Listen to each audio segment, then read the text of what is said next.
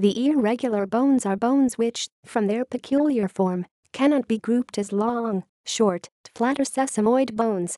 Irregular bones serve various purposes in the body, such as protection of nervous tissue, such as the vertebrae protect the spinal cord, affording multiple anchor points for skeletal muscle attachment, as with the sacrum, and maintaining pharynx and trachea support, and tongue attachment, such as the hyoid bone.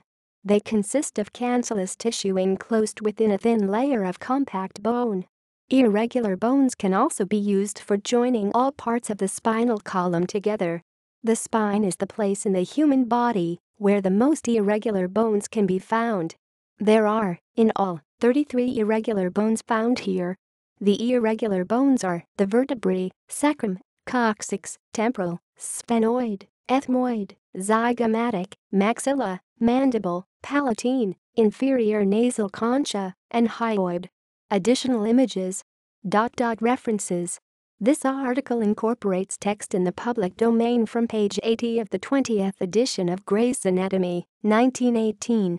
Stegman's Online Medical Dictionary, 27th edition. Template. This website is inaccurate.